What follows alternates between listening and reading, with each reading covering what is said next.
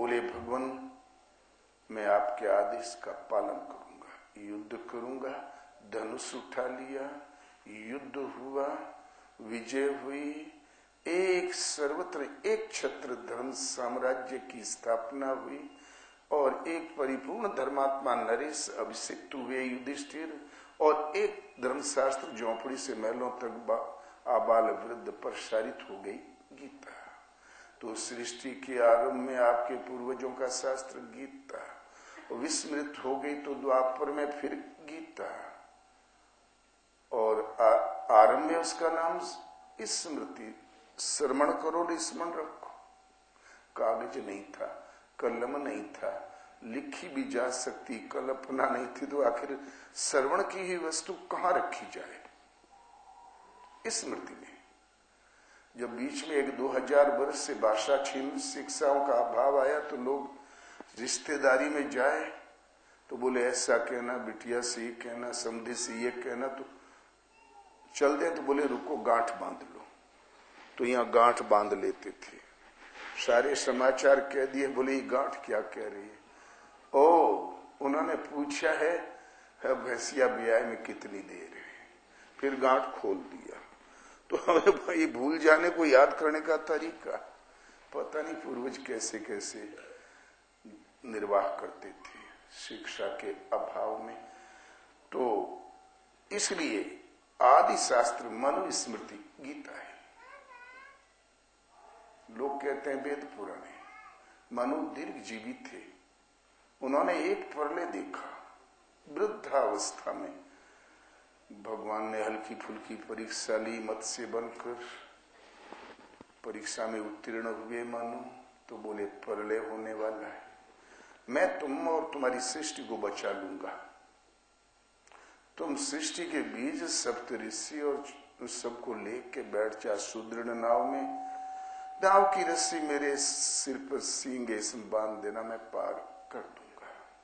जब सींग में बंध के नाव चली तो मत्स्य भगवान के रूप में परिवर्तित हो गया और उनके मुंह से वेद झरने लगे। मनु महाराज उसको इकट्ठा करने लगे उन वाक्यों को। इस प्रकार वेद बाद में अवतरित हुआ और गीता पहले। और मनु महाराज ने उस वेद जो भगवान से सीधा प्रसारित हुआ उसका नाम रखा श्रुति। श्रवण करो, भूल जाना फिर कर लेना, लेकिन गीता का रखा स्मृति। स्मृति पटल पर सदा विद्यमान रहे, याद है तो आप बात है, भूल जाने पर बर्बाद। इसलिए एक वेद ब्रह्मा ने रचा था तो वो इस प्रलय में विधाता झपकी लेने लगे। इतने में एक असुर आया, वो वेद चुरा ले गया।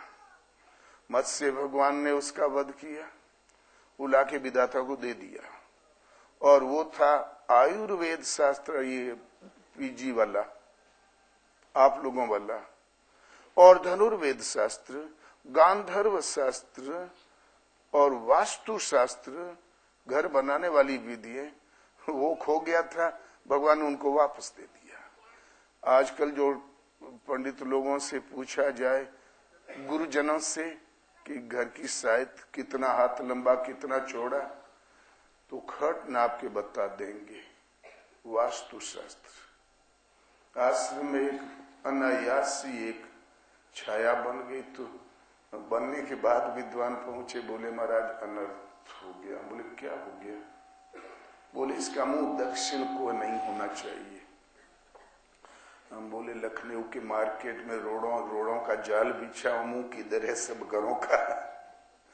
आर्किटेक्ट किधर मुंह करता है? जिधर रोड है, घर इधर है, रोड इधर, तो इधर ही जाएगा। तो हम बोले अच्छा आप देर में पहुंचे, कोई बात नहीं। ये जीवन यापन शास्त्र, समाज का सामाजिक शास्त्र, सामाजिक जानकारी, वेद है माने जानकारी, और वो है जो मनु महाराज को मिला था। उपनिषद गीता का ही विस्तृत स्वरूप, विस्तार है। वेद, रामायण और कुरान शरीफ भी की एक अल्लाह ही ताला है, कण कण में है, व्यापक है। ईसा ने कहा एक ईश्वरी सत्य और कोई नहीं। गीता आपका धर्ममय शास्त्र है, गीता ही शास्त्र है। इति गुह्य तमम शास्त्रम मिदम उक्तम मया नघ एतद् बुद्ध्वा बुद्धिमान स्यात् कृतकृतश्च भारत। अर्जुन, ये गोपनीय से भी अति गोपनीय शास्त्र मेरे द्वारा कहा गया। इसको जानकर लोक समृद्धि, संपूर्ण केवल संपूर्ण ज्ञान और परम श्रेय को प्राप्त कर लोगे। और मनुष्य को चाहिए क्या? लोक में सुखमय हालत, केवल अभय ज्ञान और अमृत पद की प्राप्ति। और भी कोई विधि है तो या शास्त्र विधि मुत्सृज्य सेवते काम कारता न च सिद्धिम न वापनोति न सुखम न परम गतिम। इस शास्त्र विधि को त्याग कर अन्य अन्य विधियों से जो बचते हैं उनके जीवन में न सुख है, न सिद्धि है, न ही परम गति है। वो सबसे भ्रष्ट हो जाता है। और कोई विधि नहीं। तस्मात् शास्त्रम प्रमाणम ते कार्य कार्य व्यवस्थितो ज्ञात्वा शास्त्र विधानोक्तुम कर्म कर्तुमिहार्हसि। इसलिए तुम्हारे कर्तव्य और अकर्तव्य की व्यवस्था में कि मैं क्या करूं और क्या न करूं, इसके समाधान में शास्त्र ही प्रमाण है। गीता भली प्रकार अध्ययन करके आचरण कर तू मुझे प्राप्त होगा। मेरे अमृतमय शेष धाम को प्राप्त करोगे अर्जुन, इसमें कोई संशय नहीं है। जिन प्रभु के श्रीमुख से आदि में प्रसारित हुई ये गीता ही एक धर्म शास्त्र है मानव मनीषा का।